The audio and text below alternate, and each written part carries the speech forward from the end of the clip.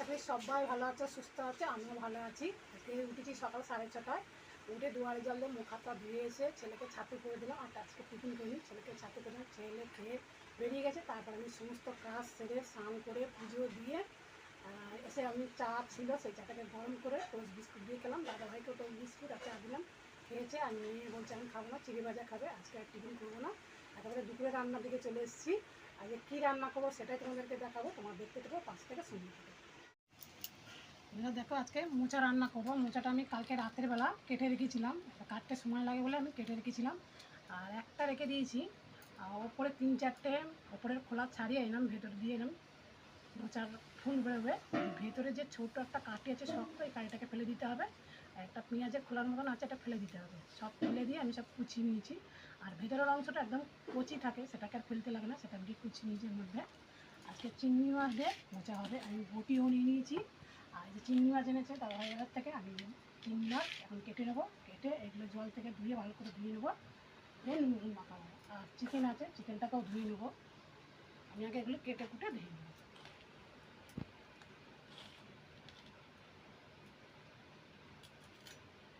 চিংড়ি মাছটা ভালো করে ছাড়িয়ে নেবো। এর ভেতরে একটা সরু কালো শিরা থাকে, এই শিরাটাকেও বার করে নেবো। আমি বটি দিয়ে সুপগুলো আগে কেটে নিলাম।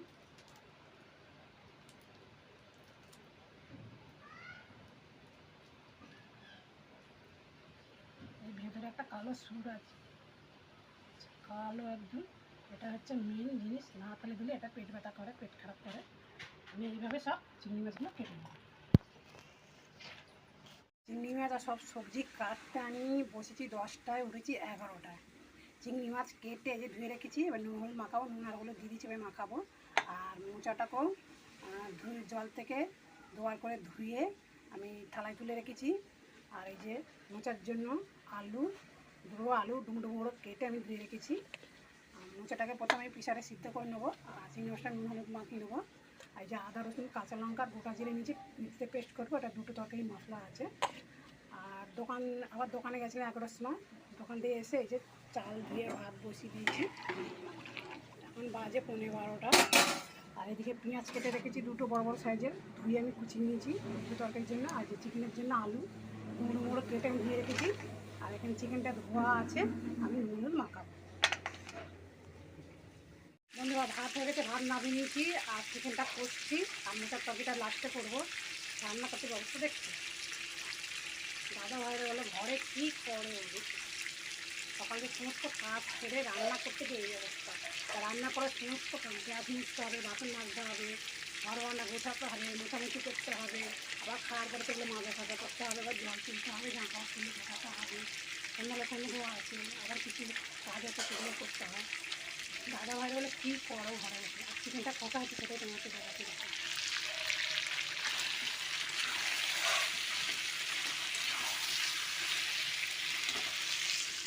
চিকেনটা কষা আছে, চিকেনটা কষা হলে জল দেবো, তারপরে আমি মোচার তরকারিটা করি। প্রথমে আমি মোচাটাকে প্রেসার কুকারে 2টো সিটি মেরে নেবো। আর যে প্রেসার কুকারে জল নিয়ে নিয়েছি আর নুন আর হলুদ দিয়ে দিয়েছি। মোচাটাকে এর মধ্যে দিয়ে নেবো। কেন প্রেসারে সিদ্ধ করছি, মোচাটা 2-3 দিন হয়ে গেছে বলে ওই জন্য। আর সঙ্গে সঙ্গে হলে প্রেসারে সিদ্ধ করতাম না, কড়াই সিদ্ধ করে নিতাম। 2-3 দিন দোকানদারের কাছে ছিল, আমি আবার এনে 1 দিন রেখেছিলাম এই জন্য।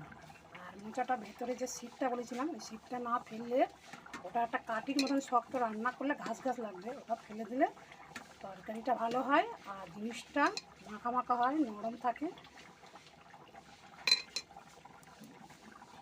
দিয়ে প্রেসার কুকারটা গ্যাসে বসাবো। চিংড়ি মাছ প্রথমে ভেজে নেবো। কড়া বসিয়ে দিয়েছি, কড়াটা গরম হয়ে গেছে, আমি সরষের তেল দেবো। সরষের তেলে চিংড়ি মাছটা ভেজে নেবো। আর দেখো মোচাটা আমি সিদ্ধ করে প্রেসার কুকারে বার করে জল ঝরিয়ে রেখেছি। তবে চিংড়ি মাছটা ভেজে নিয়ে তুলে নিয়ে তারপর আলু পেঁয়াজটা একসঙ্গে ভেজে নেবো। চিংড়ি মাছটা দিয়ে দেবো এবারে।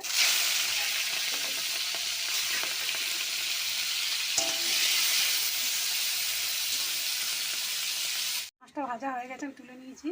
চিংড়ি মাছটা তুলে নিয়েছি। আর যে কড়াই আবার আমি সরষের তেলে দিয়ে দিলাম। আলু পেঁয়াজটাই প্রথমে ভেজে নেব।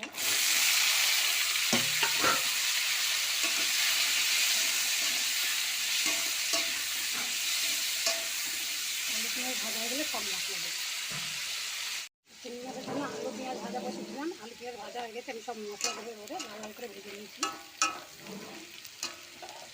তো বাটা মশলাটা দেবো, আদা রসুন কাঁচা লঙ্কা আর গোটা জিরে মিক্সে পেস্ট করে দিয়েছিলাম, বাটা মশলাটা দিয়ে দিলাম।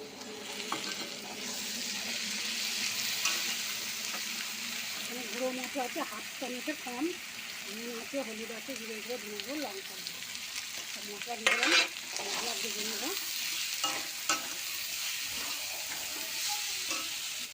আলুর মশলা ভাজা হয়ে গেছে, এবার আমি মোচাটাকে দিয়ে দেবো আলুর মধ্যে। মোচা সিদ্ধটাকে দিয়ে দিলাম।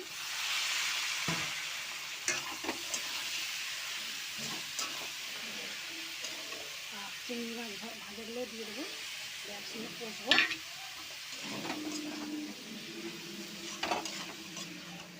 মশলাটা কষা হয়ে গেলে কড়া পুরোপুরি লাগবে যখন, তখন পরিমাণ মতন আমি জল দেবো। চিংড়ি মাছ মোচা কষানো হয়ে গেছে মশলা দিয়ে, আমি পরিমাণ মতন জল দেবো। মশলা ধোয়া জল আর মোচা গরম জলটা ছিল সেটা দিয়ে দিলাম। আর অল্প একটু জল দেবো, দিয়ে নাড়াচাড়া করে আমি চাপা দেবো। আর একটু অল্প জল দিয়ে দিলাম।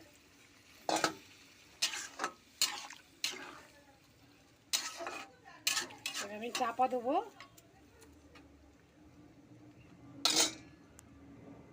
জল দেওয়ার পরে আমি চাপা দিয়েছিলাম, অনেকটাই ঝোল শুকনো হয়ে গেছে। এই ঝোলটা পুরো শুকনো করবো, একদম ঝোল রাখবো না, এটা শুকনো শুকনো মাখা মাখা করবো। আবার আগে একটু শাহি গরম মশলা দিয়ে দেবো ওপর দিয়ে, আবার চাপা দেবো। মাছের তরকারিটা হয়ে গেছে, এভাবে নামিয়ে নেবো। অল্প একটু শাহি গরম হলে অল্প সামান্য ছড়িয়ে দেবো, সামান্য দিলাম, দিয়ে নাড়াচাড়া করে নাড়া নেবো।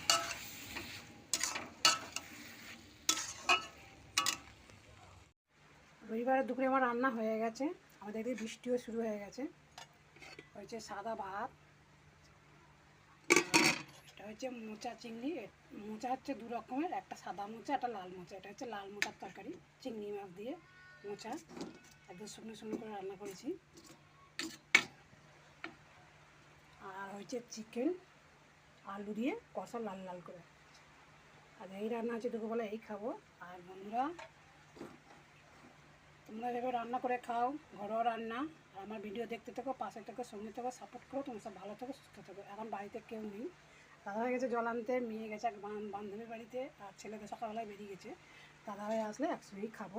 আর এই বৃষ্টি শুরু হয়ে গেছে, জামা কাপড় তুলে নিয়েছে, সেগুলো গোছাবো, বাসন কিছু আছে মাজবো।